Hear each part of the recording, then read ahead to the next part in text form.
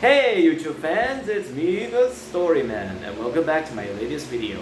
Today I'm reading a story which I made from Chat GPT, which I call The Saga of Hamdrew the Wondrous. Yes, Hamdrew the Wondrous. I like that one. So remember folks, like my video, subscribe to my channel, and please leave a comment down in the comment section below.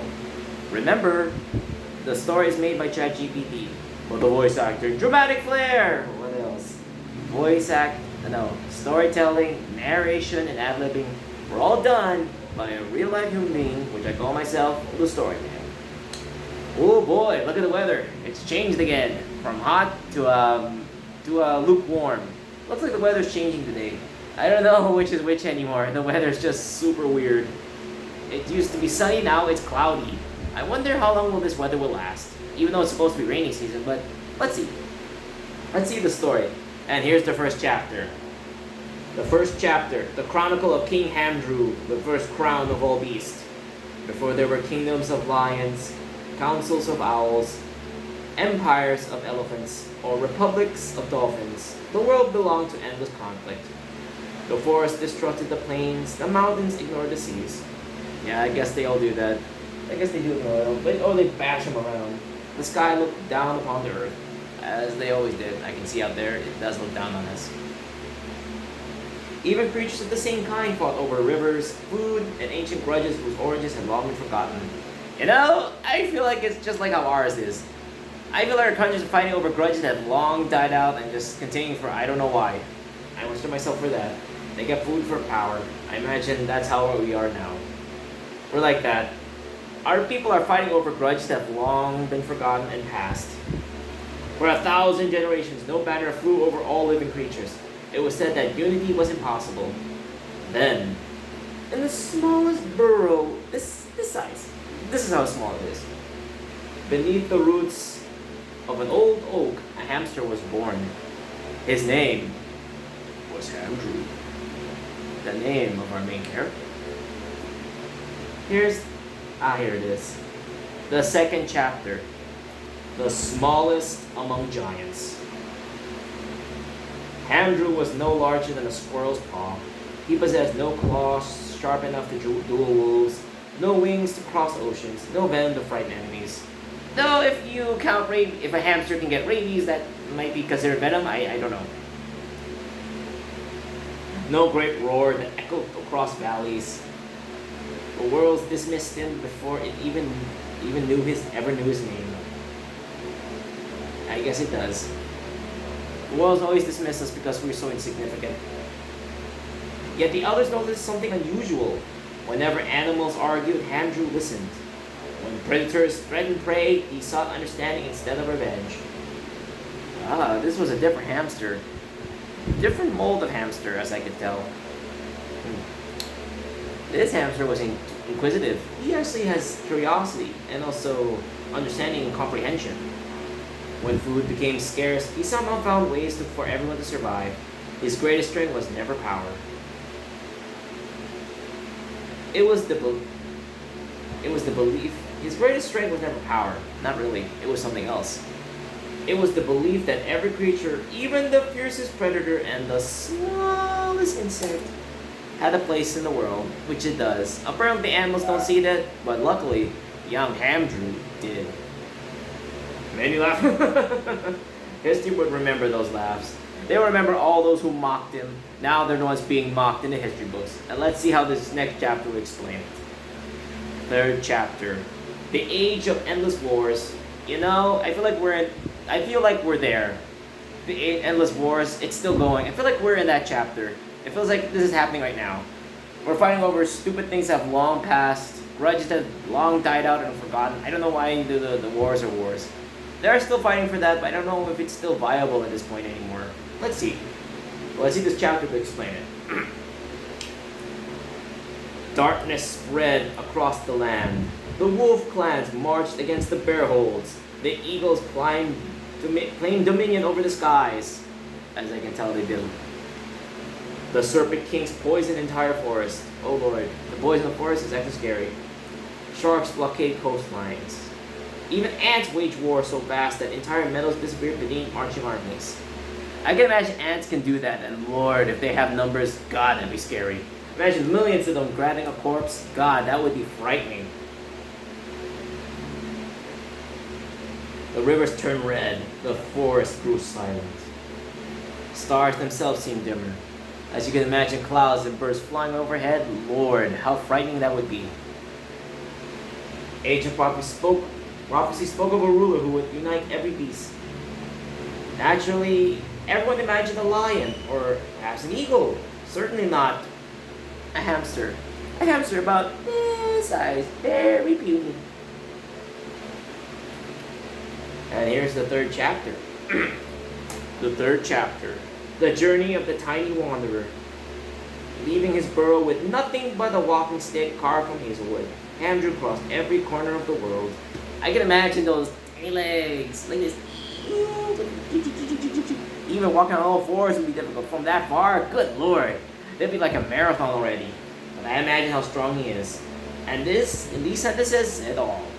He climbed mountains upon the backs of goats. He sailed rivers alongside beavers. He crossed deserts with camels. He learned songs from whales. He studied wisdom beneath owls. He even sat beside wolves and lions without fear. Now that's how brave he is. He didn't do it alone, of course. He had to have someone to help him out. And he still said predators besides being so small as prey. That is impressive. Every kingdom expected conquest. Instead, Hamdrew just asked questions like, why do we fight? How does that work? Can we work together? What if we actually unify and get our strength to gather food? He learned every language, every custom, every tradition. He remembered every name. Soon the impossible had happened. Ooh, looks like Hamdrew's education gave him a new status. Animals who hated one another found themselves speaking. Not because treaties demanded it, but because Hamdrew convinced them their children deserve a better world.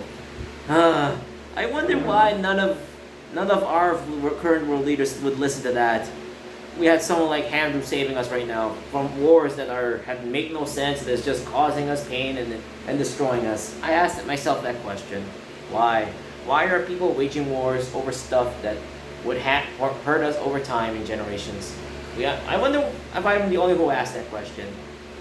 Let's hope there are others like me who ask that question too. Let's see how Hamdrew make that work. The fourth chapter, the night of the black eclipse. No, it is weird though. Just as hope began to bloom, the sky vanished. A black eclipse swallowed the sun. From forgotten caverns emerged the legion of hunger, monstrous creatures born not from nature, but from greed itself. They devoured forests, drank rivers dry, reduced mountains to dust. For the first time, every kingdom lost. The lions could not stop them. The elephants were overwhelmed. The whales could not defend the shores. Even dragons retreated. The world faced extinction. I feel like something like that might be over the horizon. I don't know when, but I pray to God I'm not alive to see that. I hope that won't happen to us. I can imagine how scary that would be if something like that ever came to us. I pray I didn't live to see that. God help us. I pray the generations after us might protect us from that. But for now, I pray it won't happen during my time. And I pray if it did happen, I'd be dead by then. The fifth chapter. The gathering of every banner. Upon the plains of dawn, Hamdrew climbed the single stone.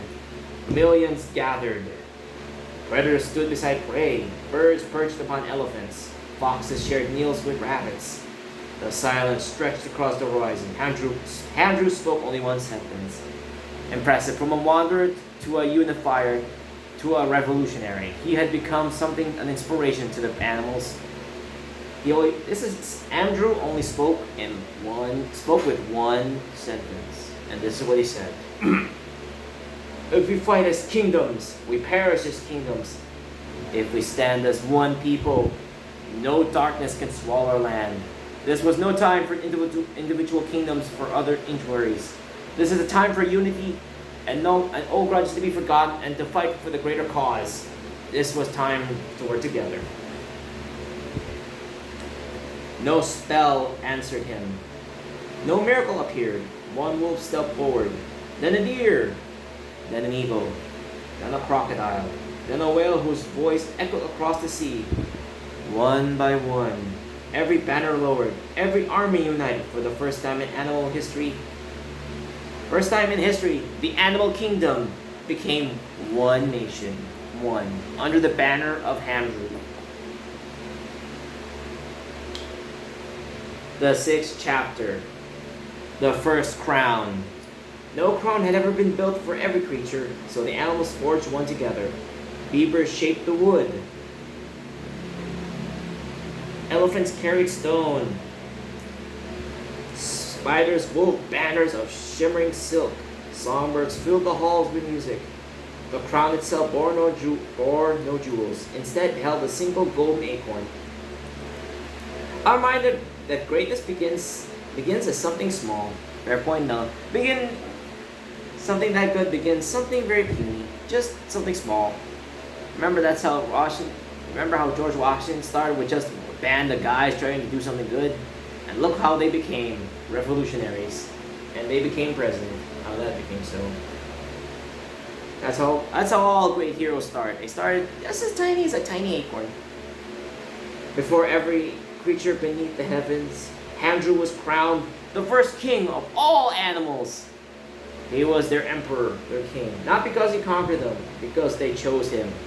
He was a king chosen by people, not by strength, not by cunning, not by guile or wisdom, but by his compassion, his empathy, and his sense of understanding, and his ability to show them a better path was the reason why they chose him, Hamdrew, a young, tiny, meek hamster the size of a palm of my hand, as their king, the first king of all animals.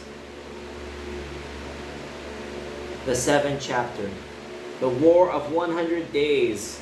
The united armies marched beneath the banner, marching, all unified, like this. The lions defended the front lines, wolves scouted, owls carried messages by moonlight. I can imagine we have something like that, but maybe. Elephants shattered enemy fortresses. Beavers built bridges overnight. Ants tunneled beneath enemy walls. Dolphins protected supply fleets. Even butterflies carried pollen and restored diamond fields behind the armies. Looks like everyone's unified. Even the insects are unified. Every creature fought according to its gift. None were considered lesser. On the 100th day, the Legion of Hunger fell. Not to one hero. Not just one person. But to millions acting as one. The strength of unity and working together had won. The 8th chapter. I think that's the 8th or check. Let me check. Let me count. 1, 2, 3, 4, 5, 6, 7, 8. This is the 9th one. Sorry, we're in the 9th chapter. The 9th chapter. The Golden Age. Peace followed, not for years, for centuries. Roads connected every forest. Canals linked rivers and seas. Schools welcomed predators and prey alike. Libraries preserved the wisdom of every species. Disputes were settled by councils instead of battles. Harvests became plentiful. Songs replaced war cries. Artists painted histories. Inventors built wonders. Children grew up knowing stories of war only from books. Children grew up knowing stories of war only from books. The age became simply known as the Golden Age of Hamdrew. They named it in honor of him. Hamdrew has become now a politician. He can now lay down his weapon and start working on building his world, giving his kingdom the much rule he needed. The 10th chapter, the king's last walk. Looks like he's getting old. After ruling for many peaceful decades, Hamdrew quietly removed his crown. Without guards or ceremony, he walked alone through the lands he had united. He visited the forests, the deserts, the oceans. I can imagine all that, going through all that alone. But of course he had help. The mountains. Everywhere he went, strangers greeted him not as a king, but as a friend. As a guy. When he reached the same oak tree beneath which he had been born, he smiled. He saw his old home. Happy he's returned home after so long. So long. Legend says he disappeared beneath its roots as sunlight poured through the leaves. No tomb was ever found. Only the crown remained, untouched, waiting for the next successor would take his place. Take his or her their place. As the next ruler. As the ruler of all animals. The last chapter. The eternal legacy. Centuries passed. Kingdoms rose and fell. Of course, everyone went back to fighting. Cities changed, forests grew, mountains weathered, but no ruler surpassed Hamdrew. Whenever leaders argued over power, they looked upon the golden acorn crown and remembered the lesson of the first king. And this is what he said.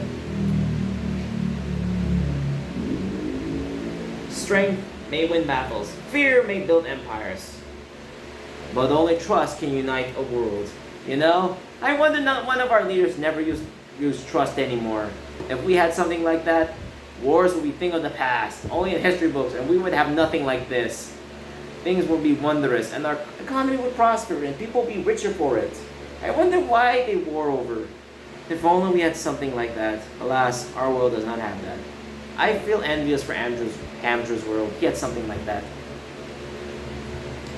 And so, whenever animals speak of impossible dreams becoming reality, they still whisper one name with reverence. Hamdrew. Yes, Hamdrew. That tiny hams proved that the greatest rulers are not measured by their size, not by their strength, the size, or their abilities, but this small, and so small. Big, small, or big, but by the hope they awaken in everyone else. And that's the story. So, thank you for watching my video. This is the Story Man, signing out. Remember folks, like my video, subscribe to my channel, and please leave your comment down in the comment section below. Remember, hit the like button to like this video. Subscribe to my channel by clicking the bell to get notifications and daily updates from me. Comment down in the comment section below what kind of story you want me to make, and I will make it. If you do that, I will read that story and dedicate that name to you. And I'll give it as much life as I can. And make you the story. Any request, and I will do it. And I'll use Chat GPT to give it life. I mean, make the story and give it life as I could. If you do all that, this thumb will bridge to the end with a thumbs up. Remember, like, comment, subscribe equals a thumbs up from me to you. The story is made by Chat GPT, but the voice acting, dramatic flair, storytelling, narration, and ad-libbing were all done by a real human being, which I call myself the Story Man. Thank you, and goodbye. Goodbye, goodbye, goodbye, goodbye. Bye.